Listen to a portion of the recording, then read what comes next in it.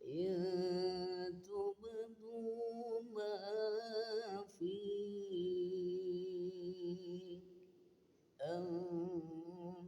أنفسكم أو تخفوه يحاسبكم به الله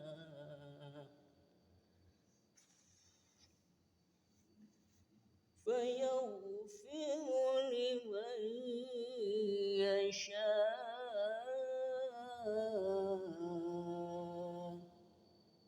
ويعذب من يشاء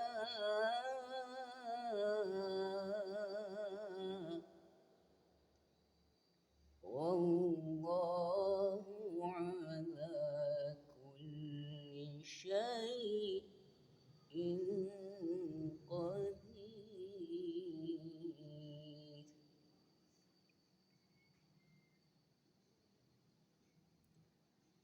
آمن الرسول بما أنزل إليه من ربه والمؤمنون كل آمن بالله وملائكته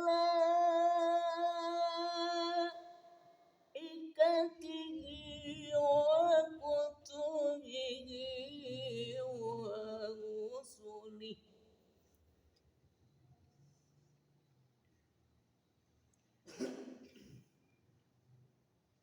لا نفرق بين أحد من رسله وقالوا سمعنا وأطعنا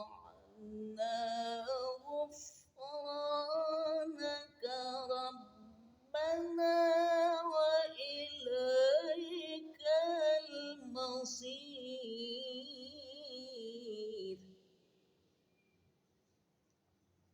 Sadaqallahul azim. Itu ini ya, apa namanya, bacaan termasuk tilawah qiraah sab'ah ya. Riwayatnya masih riwayat Hafs ya, tapi riwayat Hafs toriknya torik Abdul Baqi. Abdul Baqi. Ya, Abdul Baqi dari riwayat Ubaidillah bin As-Sabbah. Ubaidillah bin As-Sabbah menerima bacaannya dari Hafs. Hafs dari Asim. Asim dari Abdurrahman Abdullah bin Habib As-Sulami.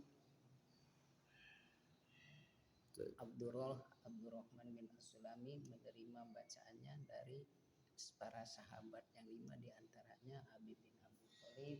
Para sahabat menerima dari Rasul, Rasul menerima dari malaikat Jibril alaihi salam. Itulah Thoriq Abdul Baqi riwayat Hafs, atau kalau kita nyebut Thoriq Thayyibatun Nasr. Syukron.